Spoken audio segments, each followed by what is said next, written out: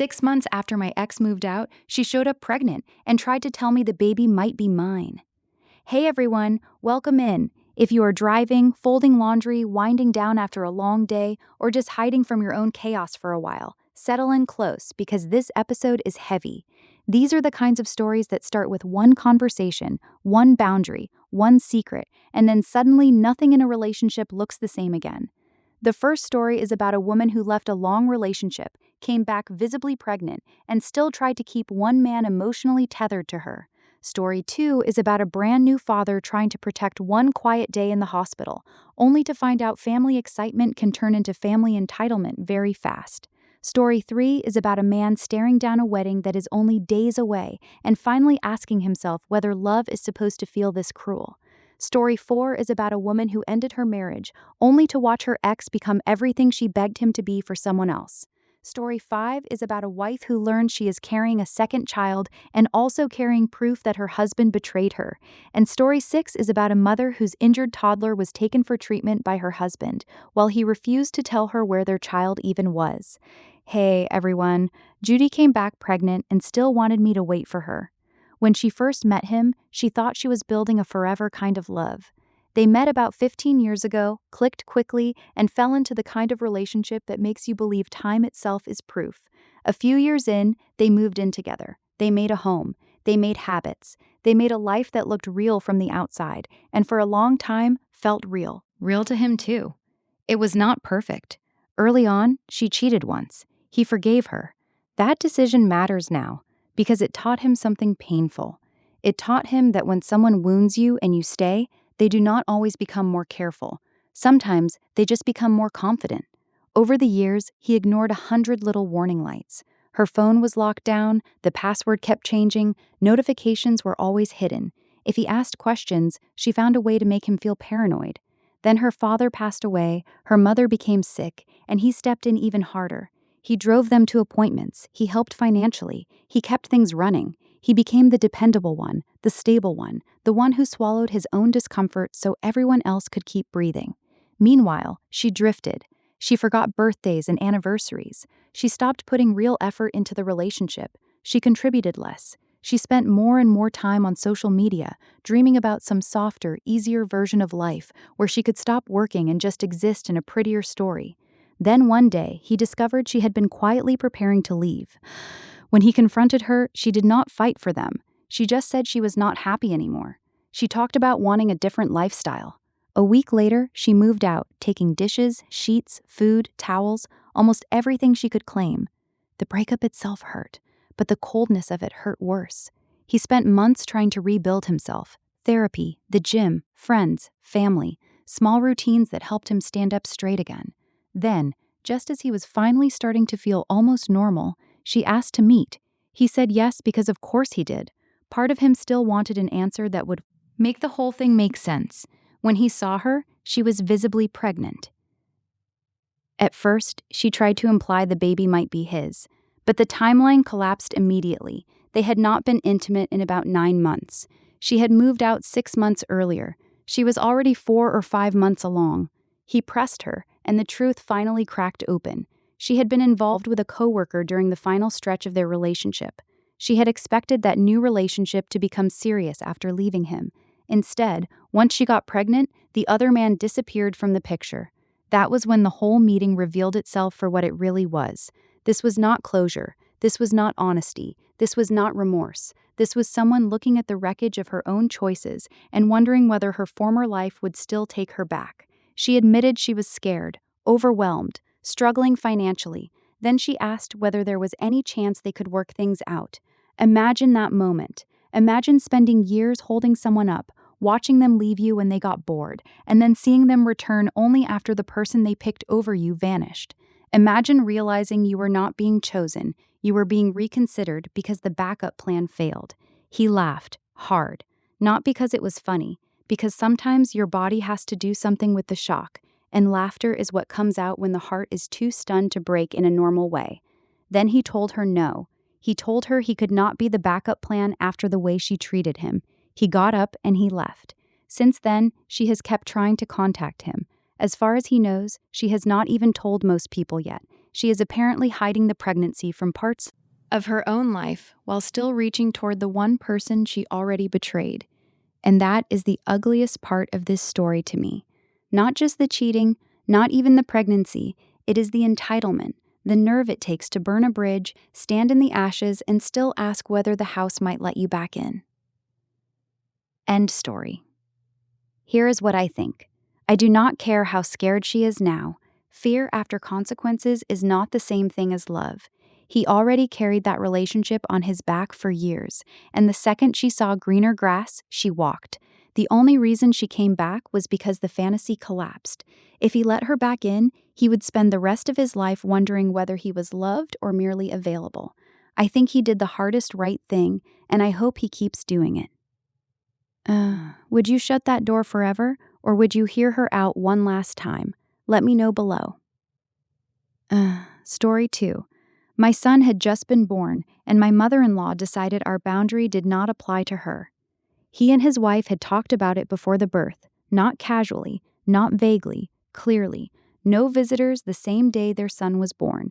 They wanted one quiet day to breathe, recover, and hold their baby, without performing joy for a waiting audience. His wife was going in for a cesarean section, which means this was not some light, easy afternoon.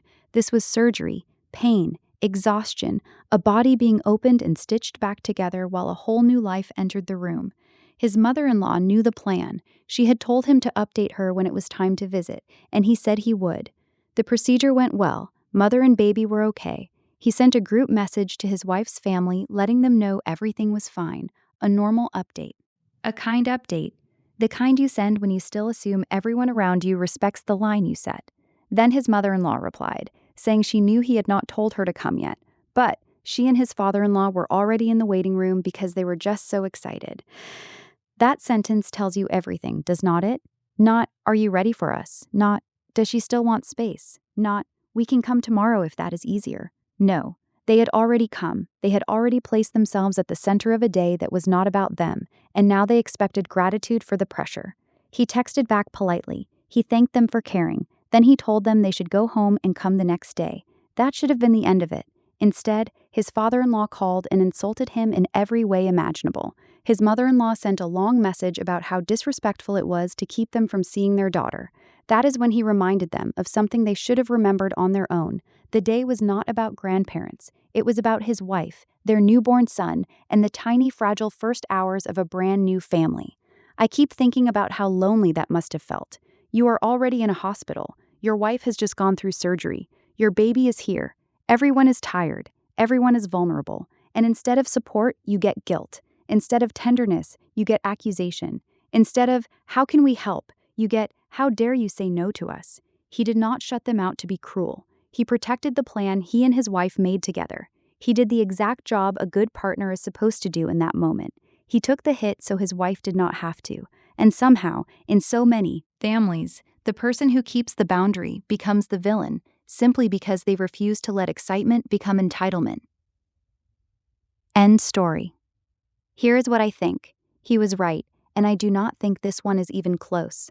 Once a couple makes a birth plan together, that plan is the plan, unless the patient changes it. Showing up anyway was already disrespectful. Turning it into insults after being told no was far worse. What really bothers me is how quickly they framed him as controlling, as if their daughter could not possibly have wanted peace on the day she had surgery. He did exactly what a loving husband should do. He guarded the door. Would you keep the boundary firm, or would you smooth things over just to end the family drama? Let me know below. When durnt my husband is scheduled family interviews. Wedding is this weekend, and I am finally asking whether love is supposed to feel this bad. He has been with his fiancée for 4 years. They got engaged last year, and for a while he convinced himself that the growing tension between them was just wedding stress. Guest lists, money, schedules, family expectations, all the usual pressure that people warn you about. But deep down, he had started noticing something darker. He felt depressed. He felt worn down. He felt like every disagreement somehow ended with him apologizing for surviving it. And when you live inside that pattern long enough, you start doubting your own instincts. You stop asking, is this healthy? And start asking, am I just too sensitive? Then came the fight that pushed him over the edge. It was about how they would get to the venue. That was it. Whether they would go straight from the hairdresser or leave from his parents' home. A normal couple could have solved that in minutes. But suddenly she was calling him a mama's boy. She accused his mother of interfering. She called his mother an idiot. She said she wanted to break up. And here's the part that really landed with me. Even while she was throwing all of that at him, he was still trying to calm it down. He told her he had not realized it was such a big issue. He said they could do whatever she wanted. It did not matter. Because once someone decides that conflict is not for solving but for dominating, your peace is never the goal. Winning is the goal. Control is the goal. Making you scramble is the goal. He told her it was a major decision to throw around just days before the marriage, and that he did not want to keep talking while she was being hurtful. Then they stopped speaking for several hours. Later, when he called her, she said she had already spoken to her family and some friends about ending the relationship because it took him too long to call and apologize. Apologize for what? For being insulted? For needing space? For not sprinting back fast enough after she threatened to leave? That is the trap. He is not just wondering whether he should cancel the wedding. He is wondering whether he is allowed to trust the part of himself that knows something is deeply wrong. And that is heartbreaking to me, because the answer should feel obvious. If the person you are about to marry makes you feel small, confused, and emotionally unsafe in the final days before the ceremony, that is not cold feet, that is information. Marriage does not magically soften cruelty. It usually hardens whatever is already there. If someone uses breakups like a weapon now, imagine what they will do once legal paperwork, shared finances, and years of resentment are stacked on top. Sometimes the bravest thing is not walking down the aisle, it is stopping in time. He says he does not have much time, and he is right. But in another sense, he still has exactly enough time to ask himself whether this woman brings peace into his life or chaos, enough time to notice whether he feels loved or managed, enough time to decide that embarrassment today is cheaper than misery for years. End story. Here's what I think. I would rather cancel a wedding than rehearse my own emotional erasure for the next decade. This relationship does not sound strained. It sounds unsafe. If she is already using threats, insults, and public alliances to corner him, marriage will not fix that. At minimum, this wedding needs to stop. If the relationship survives after deep honesty and real counseling, fine. But nobody should marry someone they are afraid to disagree with. Would you postpone the wedding and try to repair things, or would you end it completely before vows are exchanged? Let me know below.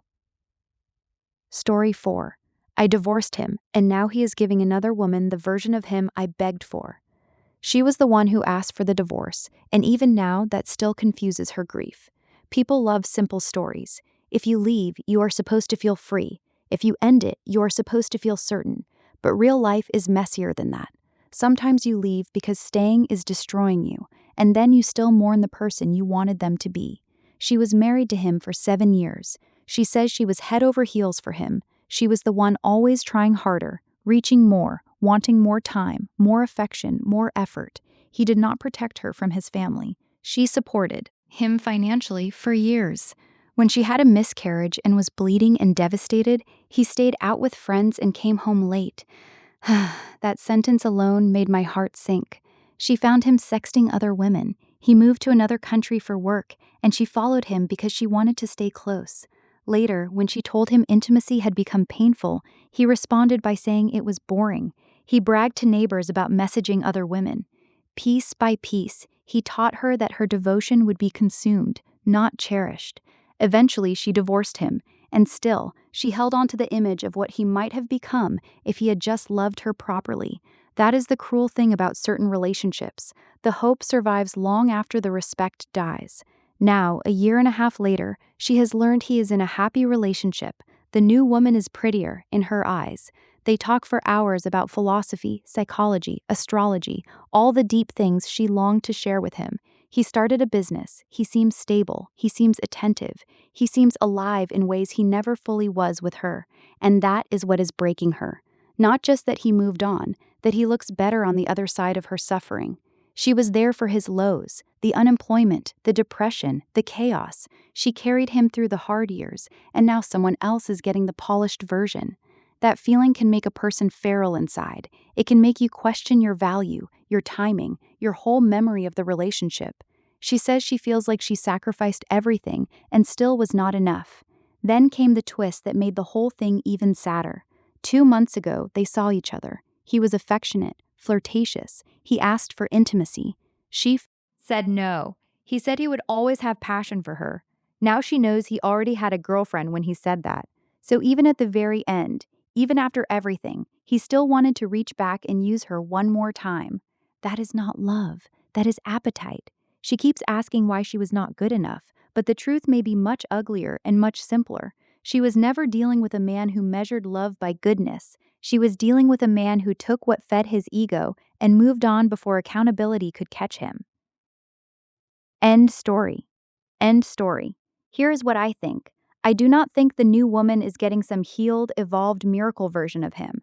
I think she is getting the same man in a different season of his life, before the mask slips. He already proved that when he tried to circle back while still attached elsewhere.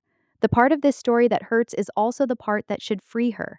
If he can act tender while betraying someone new, then his happiness is not proof that she was lacking. It is proof that he is consistent. She did not lose a great man, she escaped a selfish one. Would you cut off all contact to finally heal, or would you want one last confrontation before closing the door? Let me know below. Story 5. I was pregnant with our second child when the doctor told me my husband gave me a disease he swears he never caught from anyone else. There are betrayals that announce themselves with lipstick on a collar, a hidden message, a late-night call. And then there are betrayals that arrive in a doctor's office, during a routine appointment, when you are already vulnerable and trying to protect a child growing inside you. She had their first baby in 2021. During that pregnancy, all her routine screenings were negative. Then she got pregnant again in 2023. After one appointment, the office called and told her she had tested positive for chlamydia. She immediately called her husband, sobbing. He denied everything. He got tested too. He was positive too. And still, he denied everything. That kind of denial is its own form of violence. Not only are you injured, not only is your trust shattered, but the person standing in front of the evidence is asking you to distrust your own eyes. He even started playing the victim, saying it was unfair that this was happening to him when he had always been faithful. Imagine carrying that. Imagine sitting in your home, pregnant, sick with dread, wondering whether the father of your children is lying to your face while you both hold proof in your hands. She says he has never really accused her, which almost makes it worse, because it tells her he knows exactly where it came from. He knows she knows, but he still refuses to say the words, and that silence is eating her alive. She says she is living as though she has already been betrayed, because how else are you supposed to live after something like this? The trust issues are driving a wedge between them. She wants to keep the family together. She even says she might be able to move past it if he would just admit what happened, so she does not have to keep imagining it. That line broke me, because sometimes the confession is not even about punishment. Sometimes it is about sanity. It is about wanting to stand on one solid piece of truth instead of drowning in guesses. Was it one time? Was it ongoing? Was there emotion involved? Did he protect her at all? Did he think of the baby? Did he think of her? Or did he only think about himself and then come home acting normal? She has started therapy. She hopes he will too. She hopes one day he will tell the truth. But there is something so brutal about hoping for honesty from the very person who already proved he can endanger you and still look you in the eye. And through all of it, she is still trying to save the marriage. That is not weakness to me. That is a person whose heart is lagging behind the evidence because family, history, and fear are all speaking at once. But the body does not lie the way people do. The test did not lie. The timing did not lie. The reality did not lie. End story. Here is what I think. I understand why she wants the confession, but I do not think she should build her future around waiting for it. He already admitted the truth in the only way that matters, through what he brought home to her. If he cared more about her healing than protecting himself, he would have told her already. What disturbs me most is not just the cheating. It is the health risk. It is the fact that he gambled with her body and their unborn child, then tried to hide behind denial. She needs support, distance, and a plan that does not depend on his courage. Would you stay until the truth is spoken out loud, or would you leave even if the confession never comes? Let me know below. Story 6. My toddler was injured, and my husband refused to tell me where he was. This one made my chest tight. Her 2-year-old had a bike accident and smashed his mouth into the ground. One baby tooth broke. Another became loose. There was blood, trauma to the gums, panic, the whole awful storm of trying to stay calm while your child is crying and hurt in front of you. She could not get through to the emergency line, so she did what any parent would do. She got him to an emergency dentist fast. The dentist examined him and said the loose tooth would probably fall out on its own. There might be a small fracture in the bone above the teeth because there had been a lot of trauma, but the dentist did not want to do anything invasive right then because it would be traumatic for a toddler. She brought him home, gave him pain relief, kept her husband updated, and worried he might still need an X-ray. When her husband got home, he said he would take their son to his sister, who is also a dentist, for a second opinion, and possibly to the hospital after that if needed. There is history here. His sister and this woman are no contact because of prior bullying, but she still agreed that a second opinion made sense. So he took their injured child and left. Then something changed. For about an hour, he would not clearly say where they were or what was happening. He ignored messages or replied vaguely. She asked whether their son was at the hospital, whether he was getting an X-ray, what the plan was. He replied with things like, "Pray," and "We are trying somewhere private first." When she told him she was stressed because he would not tell her where their injured child was going, he told her to get over herself. He hung up on her. He told her to leave him alone. Imagine being the mother of an injured toddler, trying to figure out whether your child is in a dental clinic, a hospital, or an emergency room, and the one person who knows is treating your fear like an inconvenience. She kept trying to explain that her concern was not cosmetic. She was worried about a possible bone injury. Instead of giving actual updates, he sent random pictures from a clinic. No explanation, no reassurance. No partnership. Eventually, she learned there had in fact been an X-ray and hospital input, and thankfully, there was no obvious fracture. Her son was okay. Conservative management only. But she did not learn that through a normal conversation. She found out through a recorded explanation from his sister, a woman she is not even on speaking terms with. Then he came home and made it worse. When she asked directly what the verdict was, he ignored her or gave sarcastic replies. He told her to watch the video. He told her to call his sister, as if a mother asking about her injured child was some annoying administrative task he was too important to handle himself. That was when she finally snapped and called him names, and now he is acting as if she is the unreasonable one. There are details here that make it even more upsetting. She had another child at home to care for that evening. She had supported getting more assessment done. Her issue was never that he sought more treatment. Her issue was the communication, the contempt, the weird emotional punishment woven through the whole thing. That is what lingers with me. Not just that he was vague, that he seemed to enjoy holding power over information she desperately needed. End story. Here is what I think. If my partner did this to me, the fight would not be about the swear words afterward. It would be about the cruelty during the emergency. He was not overwhelmed and clumsy. He was dismissive, evasive, and bizarrely cold. A good explanation would have come immediately. Instead, he doubled down. To me, that suggests a larger pattern, one where confusion is being used as control. She was not wrong to lose her temper. I think she needs to stop asking whether that reaction was too harsh and start asking why her husband felt so comfortable shutting her out. Would you demand immediate counseling after this, or would you start preparing for separation? Let me know below. That is all the love, damage, denial, and hard-earned clarity I had tucked away for you tonight. If even one of these stories had you staring at the wall for a second, give this video a like. It really helps more than people think. And if daily stories like this are your favorite kind of late-night company, come join us here on Relationship Stories so you always have something waiting for your commute, your chores, your workout, or your quiet hour at the end of the day. Take care of your heart, protect your peace, and I will meet you back here tomorrow.